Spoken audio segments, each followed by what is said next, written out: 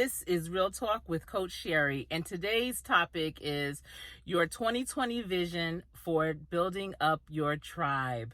A tribe is something that is so important to have, and I highly recommend that you have two types of tribe. You have your personal tribe, and that is comprised of people that really know your heart and your soul. You know, a lot of times it might be your mother, your father, your siblings, cousins, aunties, uncles, old friends, new friends, just people in your personal life that really know you, that laugh with you, that encourage you, that support you, that no matter what you do, they love you anyway.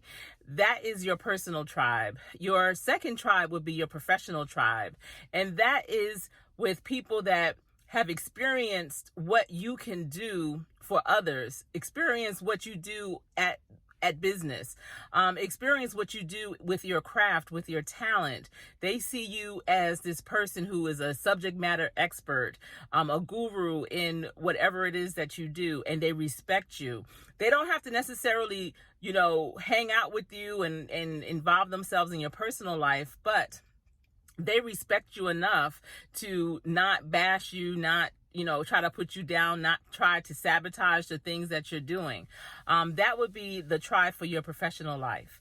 Now, a tribe does not have to consist of hundreds of people. A tribe might be just one person. It might be that one person that no matter what has your back, no matter what is supportive, no matter what is not going to run and tell it. That person could be your tribe.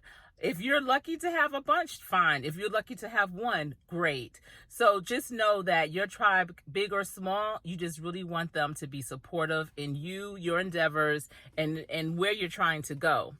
So one of the reasons why I decided to do this video is because I've noticed, looking at YouTube, and I'm not new to YouTube, but I've been using it with much more frequency here in the past couple of years.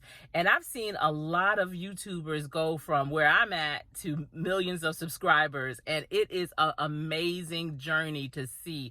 I love come ups. I think it is like Cinderella, it's a fairy tale, but it's real life. And so I highly applaud them. But what I've also noticed along the way is on their climb, so many people are out there grabbing them down, trying to pull them down by putting them down, and just really talking about their character in ways that's just not supportive. And it's really, it could be damaging in a lot of instances, but it's really trying to hurt their brand. And I'm like, wow, that person used to be part of their tribe, and look at them. And a person part of the tribe, it could be a relative. And either way, it's just not good. It's not a good look. So if you know who your tribe is, anyone else that's trying to say things, infiltrate your tribe, cannot touch you. Your tribe has barriers around you and themselves and the relationship that they have with you that is untouchable. And I'm speaking when you have a real tribe. A real tribe has your back. It's one of those things, I know in our family, it's like, we could talk about each other in a way, in a joking way more oftentimes, but we let each other know, we keep it real, but no one else can. Your tribe will protect you against the outside. And when you're building anything, a business, a YouTube channel, a career, and you're growing in it, and as you grow, so does your finances, you need people who's really going to be there and grow with you. They may not have the finances as you grow. They may not get the positions as you grow, but they need to grow with you and also better themselves. As a workforce development professional, when I do workshops for our workforce development participants, I'm talking about, I work with people from 18 to 65, and a lot of them have never had a career that had boundaries or a career that had different levels or structure, and they're in a new environment. But when I teach them essential skills, soft skills, fundamental skills, things that make them more self-aware, things that help them make better decisions, I always tell them and encourage them, don't just keep this information to yourself.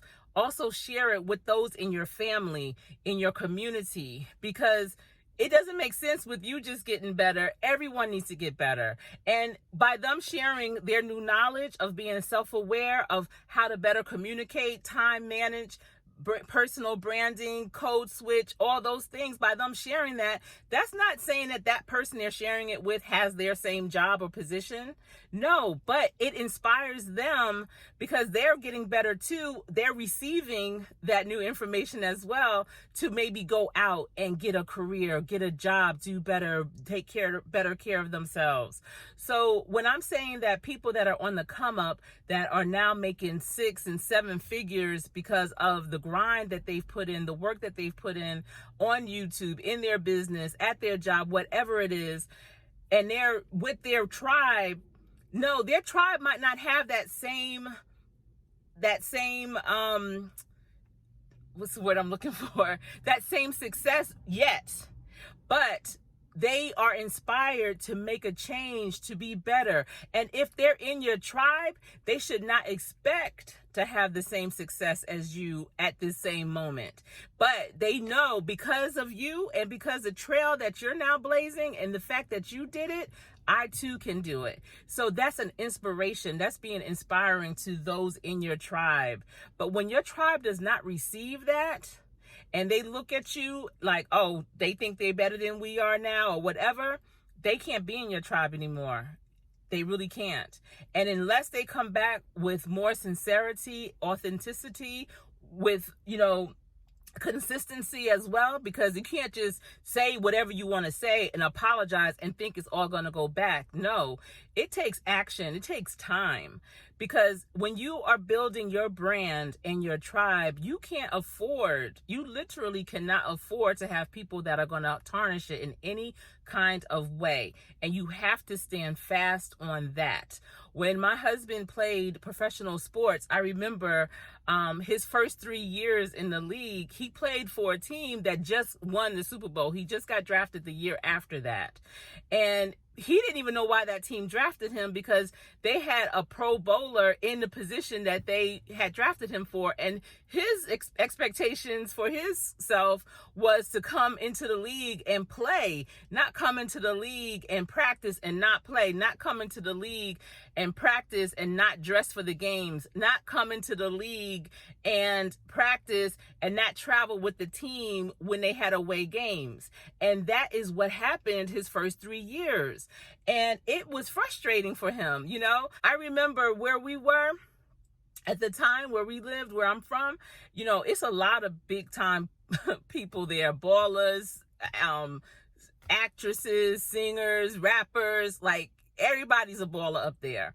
And he made like one of the less amounts on the team, one of the least amounts in terms of salary on the team. And I haven't seen this in a while, but I know that, it's basically public knowledge. So they would post their salaries every year, the players' salaries, and his salary, like I said, would be kind of low, but it was over 6 figures, well over 6 figures. And I'm talking, this is the early 90s, right?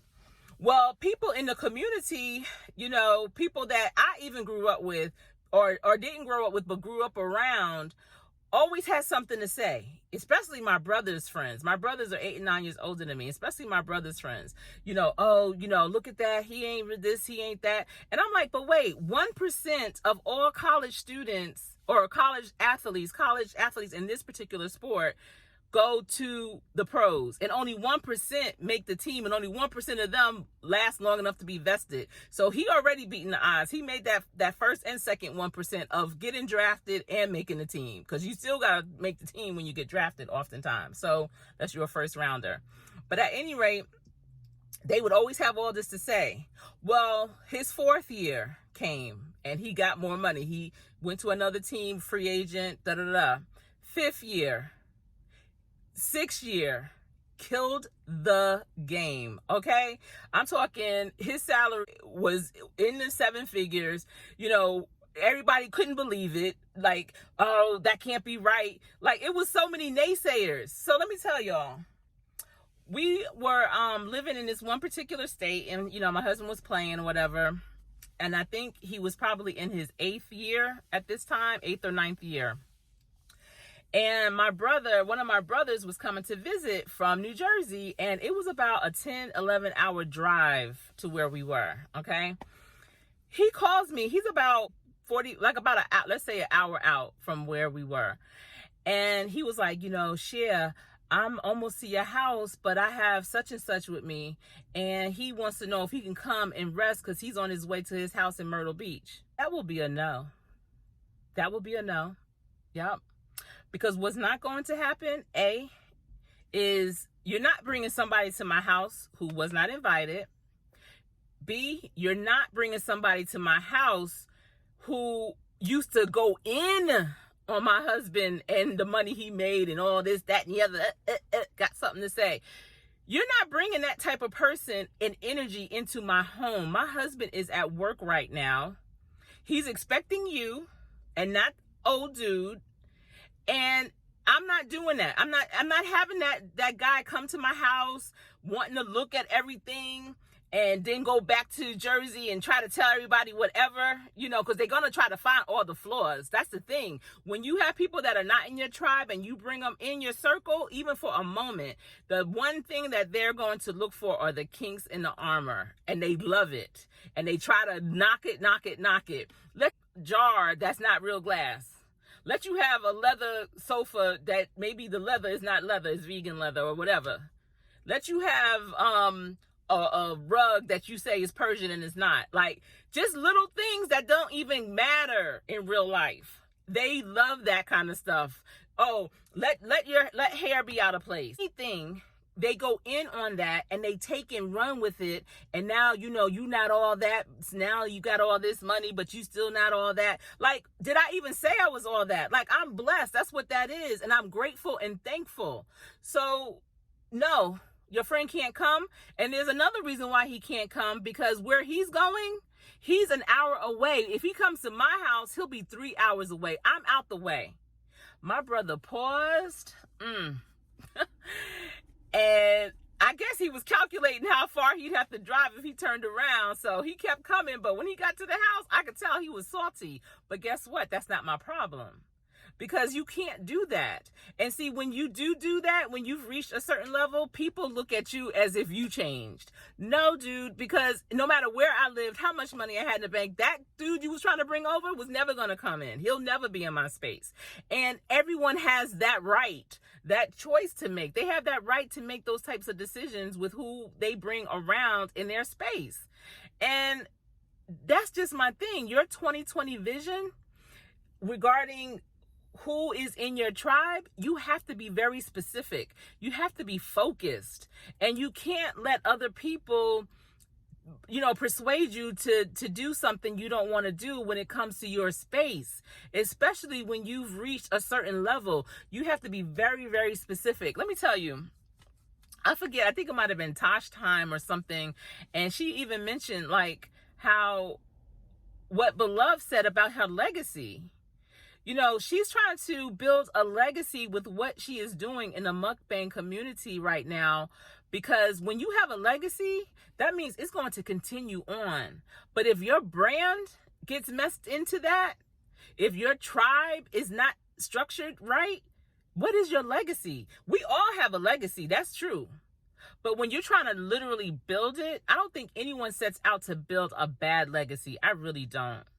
But when you're a conscious, self-aware of the fact that you are building a legacy, you also become more conscious of who is in your tribe, who you let in, because that's your brand. You remember that old saying, you are who you hang with? That's why your parents never wanted you to hang out with wayward people, because even if you weren't, you were going to be almost classified like that because, you are the company that you keep type of thing. So people can't afford to have messiness around them. People can't afford to have jealousy, hate, deceit, all that. They can't. Not if you're trying to really build a brand. Have that tribe around you. If it's just one person that's there to support you, that has your back, let it be. So be it. All right. Trust me, it is not in the numbers. It's in the quality of it. It's not the quantity, it's the quality. So I want you to write down who is in your tribe. Who do you have? If it's that one person, if it's many people, who are they? Do they know they are part of your tribe?